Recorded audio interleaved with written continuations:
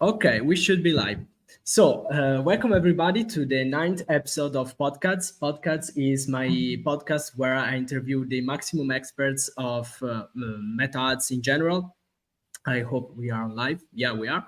And today, as a guest for the ninth episode of podcasts, we have Mark Ross, which is one of the maybe one of the biggest, at least in terms of like exposure on Twitter about meta ads. So for the ones who don't know you yet, please, Mark, introduce yourself. Let us know what are you doing right now, what are you up to right now, and what we will talk about today. Yeah, of course. So, yeah, it's a pleasure to be here. Thank you very much for having me. So, we actually specialize on TikTok mostly. So, we are a TikTok advertising agency. We're working with D2C e-commerce brands to help them acquire customers through TikTok. So, that covers everything from the content creation to managing the actual ads, helping them on the landing page and improving their conversion rates, etc. But all on TikTok. We do a little bit of Facebook as well, but we really specialize on TikTok. Okay, that's great. So I would just start with the first question because as a meta advertiser, the first question that came to my mind once I knew that you were doing TikTok ads, we would have talked about TikTok ads, is about targeting. Because, of course, as we know, since iOS 14 in 2021, targeting has been like a central topic into how to run ads because the best practice right now on meta ads is to go fully broad and to let your creative targeting and also there are so many other privacy concerns from the European Union. I don't know if you're familiar with that, with Apple, which is removing the UTMs from the links automatically, so making it even harder to also to third party tools such as even Google Analytics to track people, track users, and gather all the data. But my question is because TikTok is like it is very always under pressure from also the US government about targeting issues and so on. But regardless of that, I've always seen that there are a lot of targeting options on TikTok. And I would like to know from your point of view of managing a lot of budget every year on TikTok ads, what are the best practices, what is working right now, and what would you recommend when you run TikTok ads? Yeah, of course. So it's a very good question. The interesting thing, and TikTok is not dumb. Like when they came into this game, and the legacy players had been here, Facebook, Google, YouTube, etc. When they looked at this space and they decided, okay, we're going to enter this and build an advertising platform, they looked around and saw what was working. They were looking at Facebook, they were looking at Instagram, and they saw, okay, cool, that's the gold standard. If we're going to make this work, they've figured this out. Let's do what they're doing. And it's no Yeah. coincidence that when you log into the TikTok ads manager, it looks almost identical to Facebook. That even just like the structure of, you've got campaigns, ad groups, and ads, the targeting, the bidding methods, like it's all very similar to Facebook. There's of course nuances between TikTok and Facebook and how you're running things, but when TikTok built this advertising platform, their goal was to take all of Facebook's learnings, all the testing they've done, and they figured out this code of running ads online. They took that baseline and took that foundation and built off of that. So the way that TikTok works as an ad platform is very similar to Facebook, even when it comes down to targeting. We do find that running things a little bit more broad, giving the platform room to optimize is usually the best way to go. We do have nuance in there. We've got some clients who, find better success getting a little bit more granular. Depending on the type of product, it's quite often TikTok can just shoot too far and too wide, and it never really hits. One of the biggest signs is the conversion rate being too low. you're just getting the wrong type of person to the site. And in those kind of cases, it can make sense to try and get a little bit more granular. So whether that's like doing stacked interests. One thing that has been working really well for us recently is actually the spending power audience. So targeting people with a little bit higher spending power. TikTok is known for maybe skewing a little bit younger with their user base. Products that have a slightly lower AOV as well kind of tend to do better on TikTok.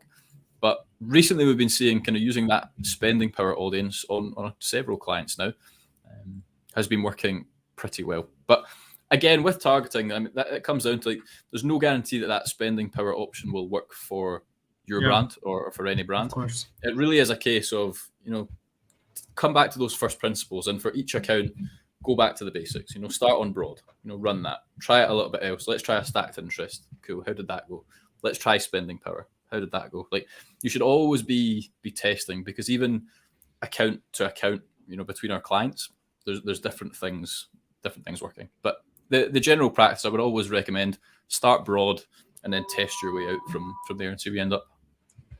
Yeah, so basically how it is like how do they recommend running meta ads? So start broad, and in case you find any success with the creatives, which are maybe, from what I understood, also the central point on TikTok ads, then try maybe to do interests and lookalikes, even if it's very, very less recommended right now on meta ads, but on TikTok there's any chance to have success like that. Also, thanks, I think, to the multiple targeting options that are available. You mentioned the spending power. There is also the behavior in platform, which is very, very interesting. And have you seen, like, from a macro point of view, any differences in terms of using this kind of interests? Broad has usually reaches people who spend more, so with a higher AOV, or behavior reach people who convert have the highest conversion rate, something like that. Have you noticed something like this, or is it very, very random and not sum upable in few words? Yeah, I think the biggest thing, and probably the biggest advantage to running broad, is just the stability. If you find something that works in broad, you've got much more ceiling to scale that into. You can push the budgets, you can expand it out. Whereas with some of these interests, TikTok is quite renowned for burning out anyway. It has got a reputation for, you need a lot of volume, you need to be trying lots of things because stuff doesn't last that long. And what we have seen is if you're running some of these more granular targeting options, you'll experience that burnout faster, which means that either you need even more content, or you need to be testing sort of multiple variations of the audience within that as well. So, for example, one of our brands, like a pet brand, some interests work really well for them. So running like a stacked interest on dogs or pet owners, etc. And what we find is that will work with certain creatives, and then as that tires out, we need to try and expand out the interest a little bit. And sometimes that works and sometimes it doesn't. But again, it's just that's the kind of the downside of getting too granular, is you're not giving the platform the room to optimize and expand on. So it's a little bit more manual and tedious and time consuming. Which is why we would always try, if we can get broad working, it tends to be the best solution, because you give yourself the most opportunity going forward as well. Of course. And as you mentioned, TikTok is very well known for having ad fatigue, going through ad fatigue very soon, because let's call it the attention span there on that social network is, for its own nature, lower.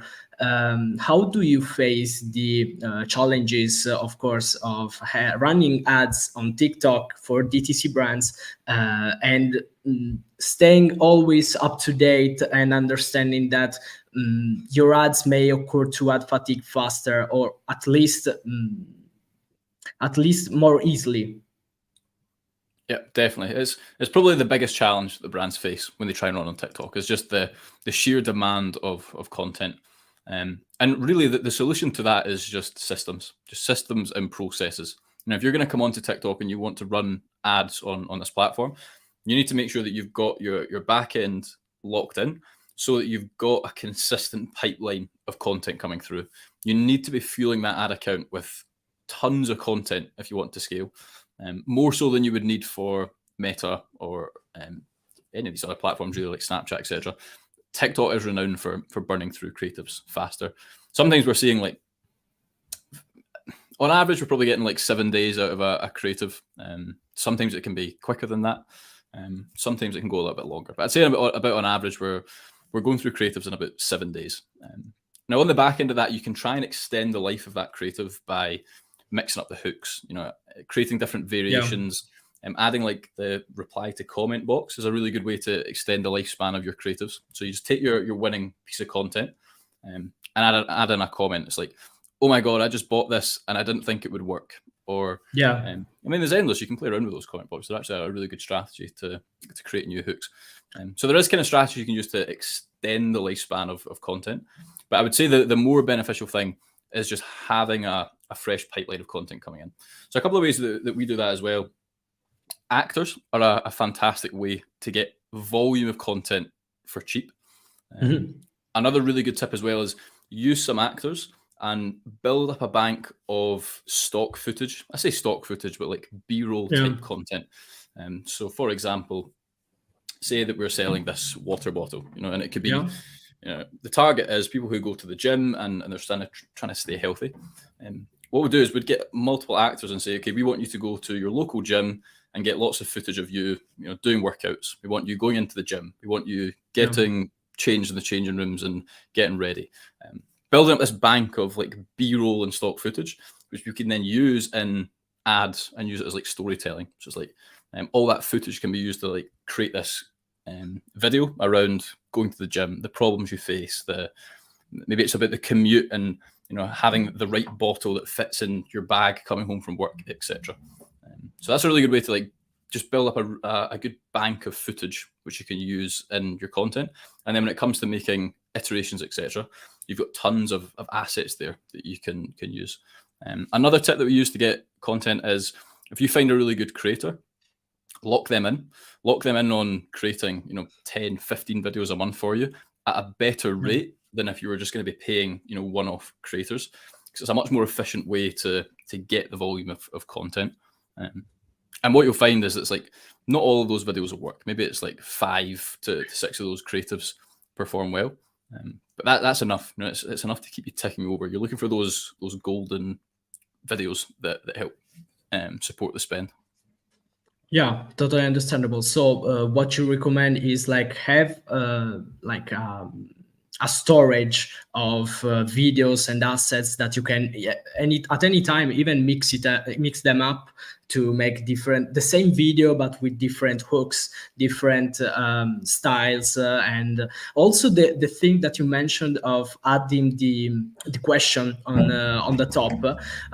There was maybe an external tool that was doing that, or is it like native on TikTok ads?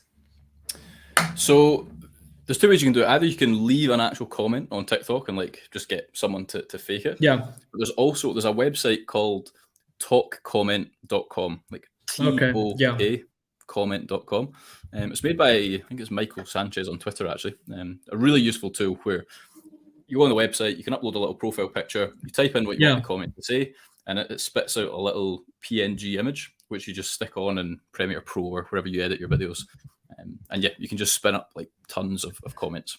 It's really useful. Yeah, that is great because it is a great way to like personalize a bit your videos, because as you have to do just videos and you can't do any images, which may be easier to explain what you are running, what problems are you solving, what are the main objections of people, and with that question box, maybe it is a great way to overcome that. Also on TikTok, I see that that is being used by High Smile. I don't know if you are familiar with that. Yeah. A lot. They do really well on TikTok. Really, really, really well. I almost bought their products. They're doing a very, very good Yeah, job. their videos do good at selling. But yeah, it is a very good strategy. And to be honest, it's exactly what we use it for. So it's a really good way to set up the context of the video and what's about to be explained. So one way that we do that is for one of the brands we work with, actually. They sell frozen soup dumplings online. Yeah. And they get a lot of objections around, how is this going to get to me? How are you going to send me frozen soup dumplings? Why is the shipping so expensive? What happens if they get here and they're melted, etc.? We find these objections coming up a lot.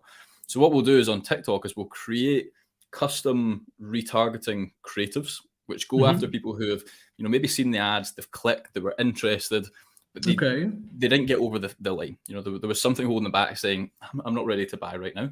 We'll create custom retargeting creators and we'll use those comment boxes to address the objections. So the comment will say, why is shipping so expensive? And the creative will then go into, okay, well, we send them like this. They come with special packaging to make sure they keep frozen.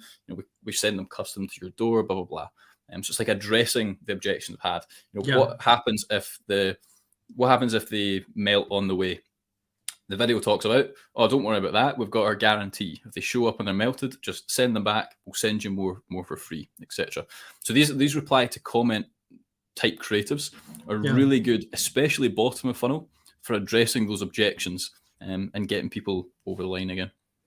Wow, that's great. And for that kind of videos, but even for any videos, that may sound a stupid question, but are you only running videos showing people who talk about the product, or have you seen any success even showing just the product, or like the professionally made videos with a blank background with text and so on?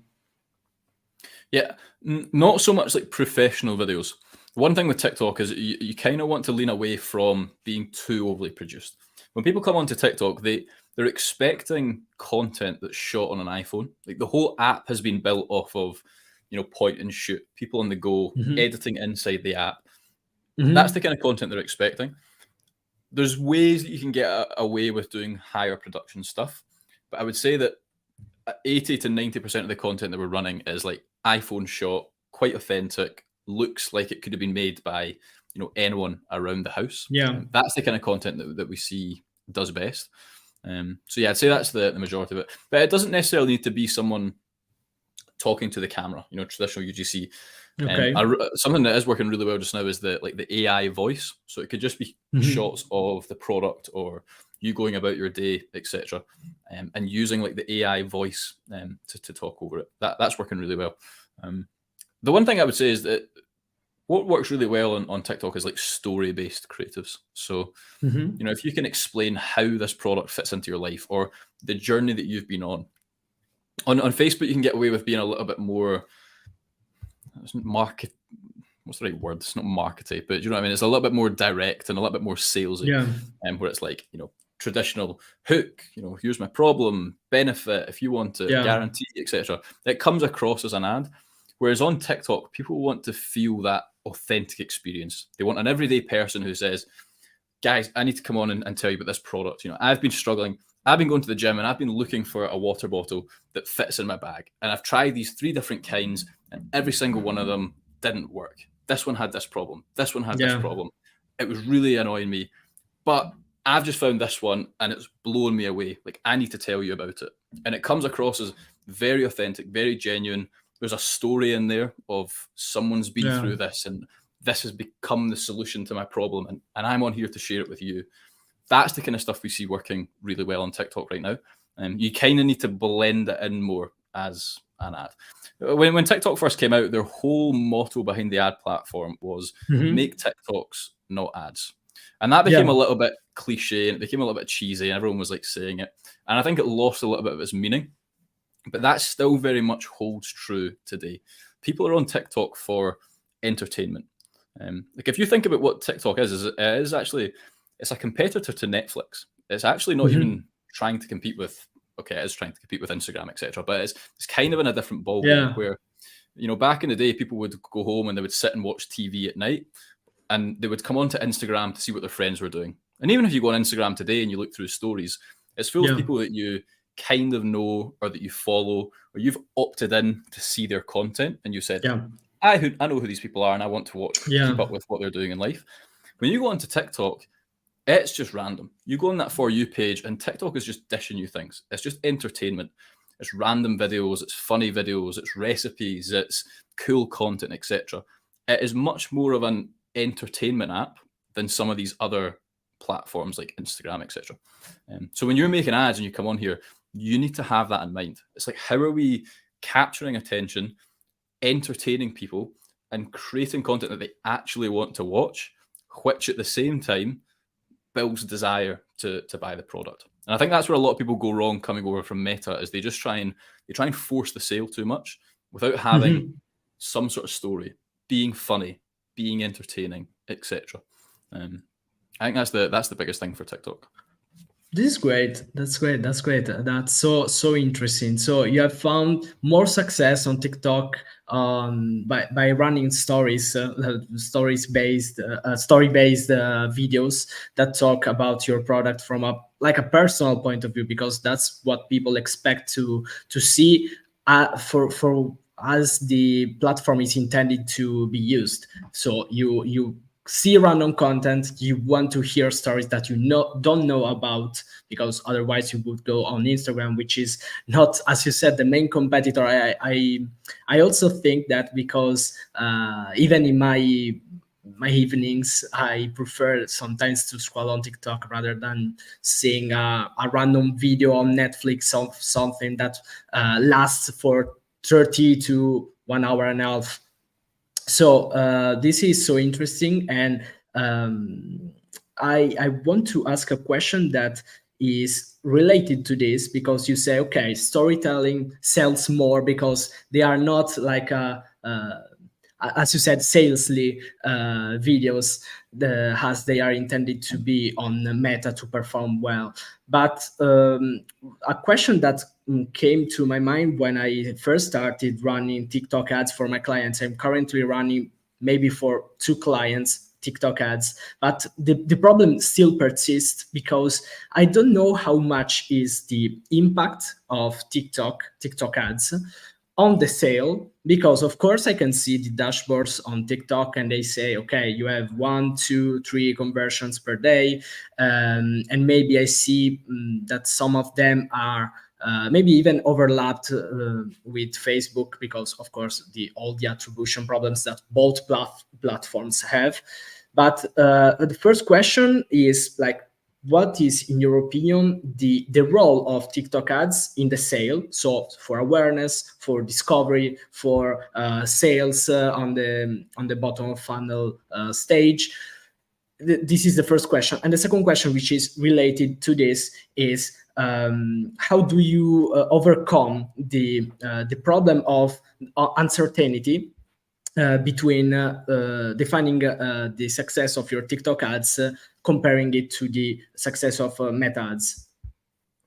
Yeah, of course. So, I mean, what we've seen is that running ads on TikTok is actually, it does have an incremental impact on the customers that you're acquiring. You know, we are tapping into new customers. So, for example, one brand that we work with at the moment is called Canopy. They sell humidifiers online. Launching on TikTok, we're tapping into a new section of customers that they weren't originally getting on Instagram. There's a tiny bit of overlap there, but for the most part, we are tapping into new people. We've seen this again was a brand called Soundbrenner. And again, same experience with them. Just, I mean, they're already doing really well on Facebook and Instagram ads, but launching on TikTok, we open up an entire new market of people that weren't necessarily buying before. So we are seeing that, you know, one thing that's important to keep an eye on, especially when you're running any paid social, but is really watching that new customer CPA. You know, how tight is that to your actual CPA, and just keeping a real eye on how many new customers are we acquiring through this platform. So we have seen across the board that TikTok is actually pretty good at tapping into a new audience. Where does it fit in the funnel? Like, TikTok's strength is still very much top of funnel. You know, you're not going to see the same sort of bottom funnel retargeting impact that you would see through Google. Facebook and Meta, even they are still slightly better at that bottom of funnel and sort of getting the sale over the line sometimes. TikTok is very much better at the top of funnel stuff, the awareness. But at the same time, you're rewarded with that in terms of cheaper CPMs, quite often cheaper cost per clicks as well. The goal then becomes, okay, we need to make sure we're converting this traffic, which is why we spend a lot of our time as well looking at that back end. Where are we sending this traffic? Once we get this traffic off of TikTok, where are we putting them and where are we sending them that's designed to educate them, convince them to buy, and get them over the line. So whether that's building, custom landing pages that are dedicated to TikTok, even referencing on the page as seen on TikTok, using UGC that is congruent with the ads they're coming through on. So one brand at the moment, in fact, to reference the pet brand again, something that works really well for them is, in fact, I won't say in case it gives away what the product is, but there's a certain angle that works really well for them. So what we're doing is on the page, we're adding additional UGC, which reinforces that first angle. It's more context on it. It's explainers of, how that happens and why it happens and how you can solve it, etc. So I think TikTok's strength is still very much top of funnel. And lean into that. Don't shy away from that. But it means that if you are coming onto TikTok, you need to be prepared to do a little bit of work on the back end to make sure you're able to convert this traffic, because that's where things then become profitable. You need all sections of the funnel working at the right KPI if you want to be profitable at the end. So TikTok, if you can get it right, I think you do still tap into new customers that you aren't necessarily getting on these other platforms. But the strengths of the platform are still very much top of funnel. Yeah. Okay, got it. And so you basically answered to both questions, because the way you see the impact of your TikTok ads is on your backend. So you see overall how the new customer CPA has varied by considering the blended CPA, I suppose, across all the advertising platforms that you're using. And about the I have just another question, which is if you have it, tell us something that you have seen that is working on TikTok right now, that maybe it is not very spoken or discussed over the internet, even if it's not statistically relevant, but something that happened to you that you said, okay, I didn't know this would have worked, but it is working, or something that is not really common in your world, in the TikTok ads world. Yeah, I think, in fact, there's a couple of things. Actually, one thing that we've kind of already touched on it a little bit, but is this style of content that is very overly authentic. A lot of the UGC that you see nowadays and that people post on Twitter, etc., is hook and cuts every 3 seconds, and the heartbeat method of cut, and it's B-roll and it's shoot here, etc. I think people are catching on to that style of content. They're kind of learning that it's ads, and what we've seen work really well, especially on TikTok, is just going the other way. Go super over authentic. I'm talking a one take video, someone sitting in their car. They set up their phone on the dashboard and they say, guys, let me tell you about this thing that just happened to me. I was doing this, blah, blah, blah. Here's where I was. I've been struggling with this thing. Here's the story of all the pain I've been going through. Blah, blah, blah. And it's very authentic, one take. There's no fluff to it. And the overly authentic style means that it comes across as very genuine. And by the end of the video, people go, oh, cool, I want in on that. I want to try this product, or I want to try out this service, etc. I think that's working really well. I don't see many people talking about it or necessarily doing it that much. But that's working really well. I think the key to get that right is you need the right person. So if you are going to do a one-take video where this person just sits and talks, they need to have the right charisma. They need to have the storytelling abilities to keep people's attention the whole way through this video.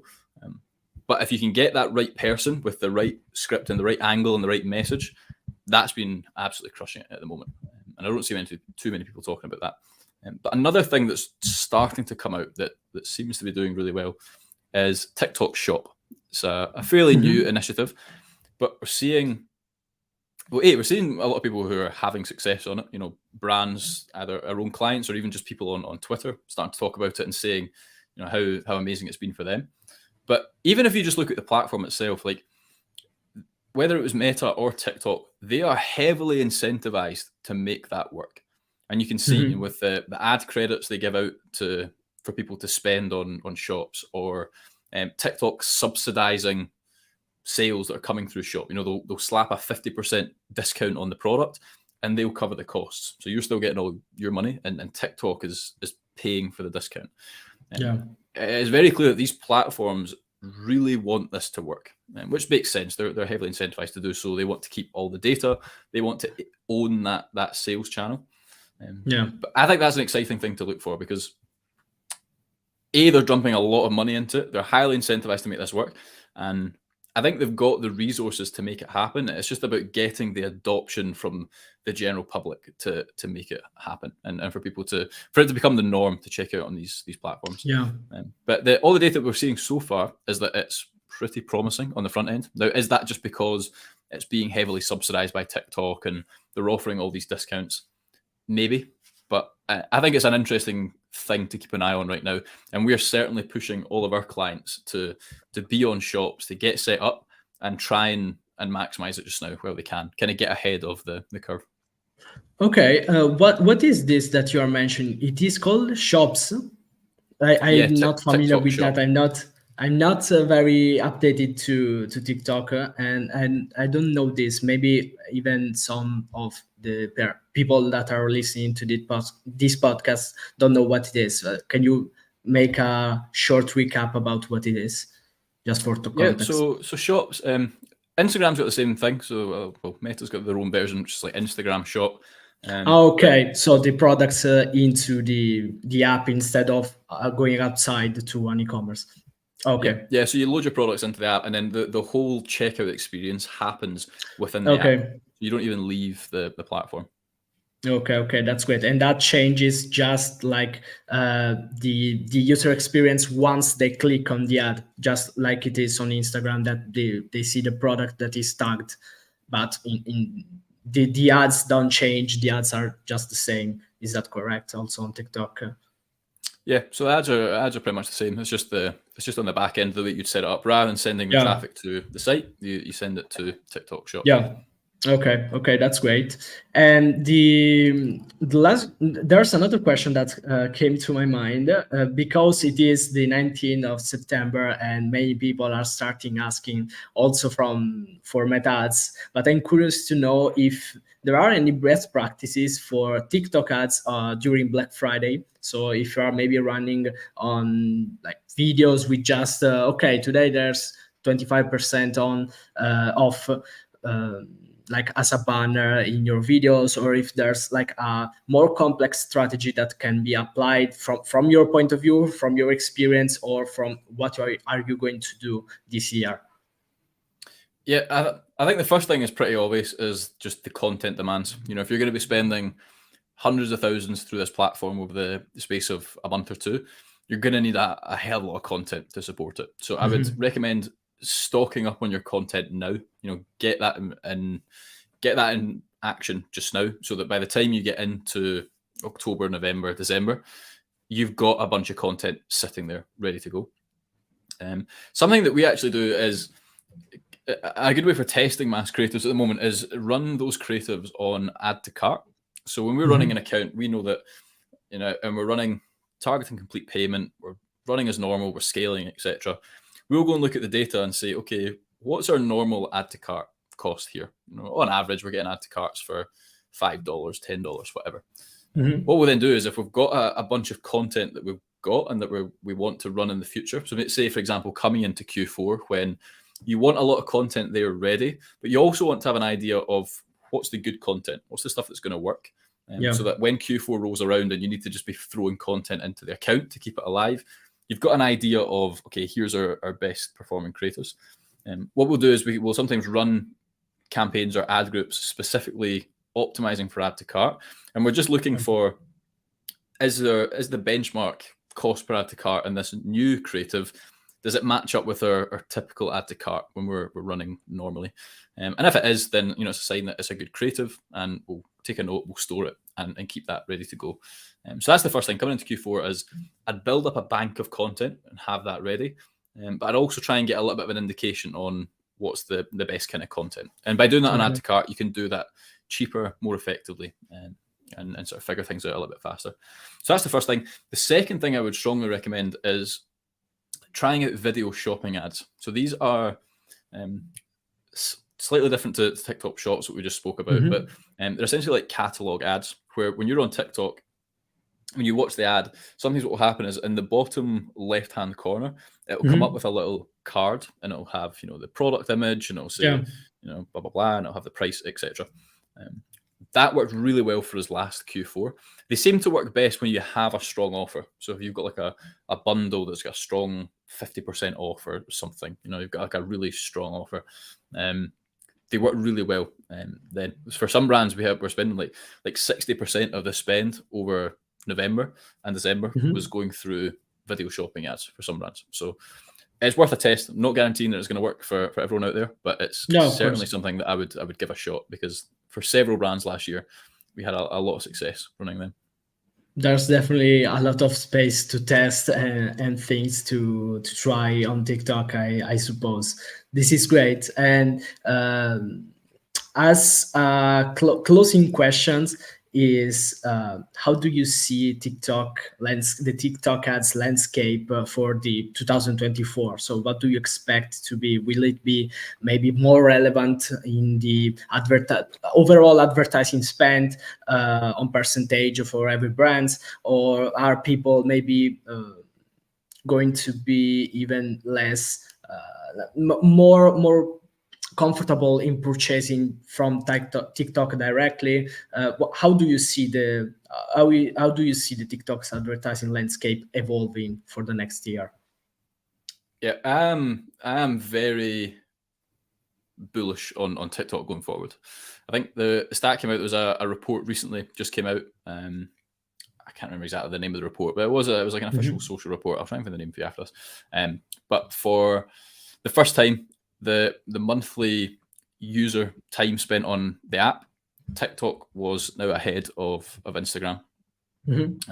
So, in fact, I can't remember it was time on app. I don't know. There was a study that came out recently, but the TikTok has got the user base. Like, it's up there with Instagram in terms of user base, time spent on the app.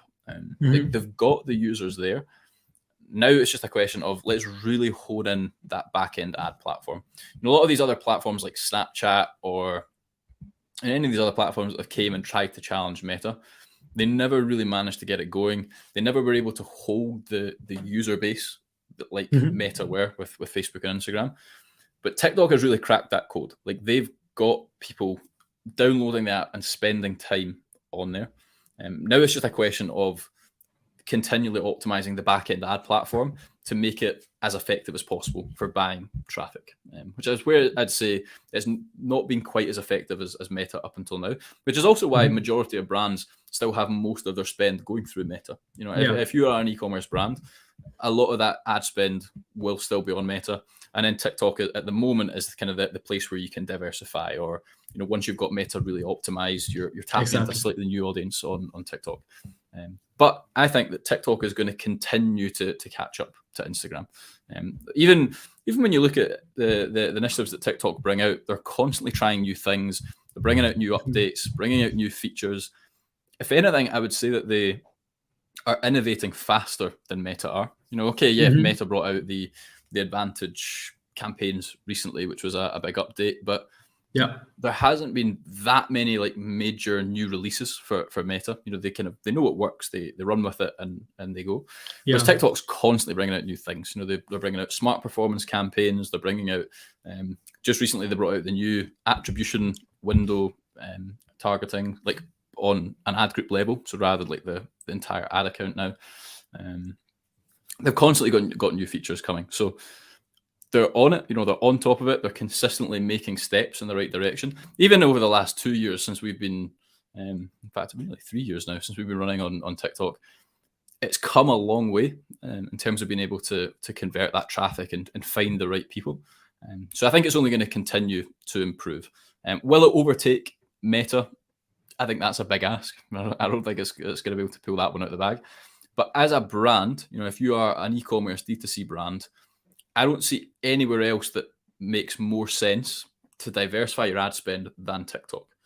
You don't want to be too reliant on one platform. Like we saw with iOS 14, that can change overnight. So it's always good to have a couple of sources of traffic to support your brand. And I don't see anywhere else that's better suited than TikTok at the moment. One, because they've got the user base. You're able to tap into a new audience. It's only getting better as the years come on. And the other massive advantage is you build all these systems and the content pipeline to support TikTok. All of that content plugs directly into Meta as well. If you want to set up and optimize Google or one of these other platforms, it can't really support the spend, but the creatives that you're making for TikTok also help support your Meta account. So it's not as if like you're starting from scratch with this new platform. It's like the effort that you put into TikTok is also going to help your Meta advertising efforts as well. So definitely. I'm very bullish with TikTok for the next year. I think they're on an upward trend, and I think it's a huge place for D2C brands to support. Yeah, and as you said, they are constantly running new tests, and I think that the reason is Meta is going to be even less more conservative, because they know they have the data. They know there are so many brands that are relying on maybe even just that platform, and they don't want maybe to risk and go through massive changes, while TikTok, which is a constantly growing has customer base, user base, and there are so many brands that are approaching for the first time on TikTok, and to attract them and attract more of them to be like to compete with Meta, at least they are trying to find that perfect product in the advertising, from an advertising point of view, of course, as it may have been ASC plus for Meta last year, to attract the right customer base, meaning the brands that invest on it, to make it work even better and give more value to the clients, giving them a reason to try TikTok ads. But as you say, even if it is not like that perfect as a machine yet, because of course they don't have that much data as Meta has, maybe it is the best, not alternative, but the best place to add when you want to diversify your advertising investments, because Google, of course, is a must right now. Meta is a must, and you cannot try something that is maybe more powerful than TikTok is, because there's also Pinterest that doesn't have that much customer base like TikTok, and TikTok is every year growing, and it is showing that he is able to grow every year, always better. Yeah. And so I think that's all. I don't know if there will be any comments in the next minutes, but so far I would ask you to advertise yourself. Let us know what are you up to, where can people find you on social and so on. Yeah, of course. So on Twitter, at @markross_ecom. So give me a follow there. So sharing lots of tips, and behind the scenes, as we see things working, sharing all the tips. Because TikTok moves fast as well, is another thing that there's always something new, or a new trend, or a new creative format. So give me a follow on Twitter, and you'll be able to keep up with all the latest on there. And if coming into Q4, if there's any brands out there that want to start to explore TikTok, then give me a shout. It's as we come into Q4, it's an amazing platform to diversify your spend and just maximize the amount of sales, but also B, to build that content pipeline for Q4, which will again support your other advertising efforts. So give me a shout. That's great. So I think that's all. This was PodcAds 9. I am Paolo Santanicchia. I'm the founder of PodcAds, and PodcAds is the podcast where I interview the maximum experts of meta ads and digital marketing in general. Today, I want to thank Mark Ross for his time. We spoke about TikTok. We spoke about the best practices and the new trends that will occur on TikTok for the next years. And really thank you so much for your time, Mark. And I will see you soon. And I will let's meet also on the next episodes for who is listening or watching us on Spotify, on YouTube, LinkedIn, or Twitter. And just this. Thank you and have a good day. Bye. Sweet. Thank you.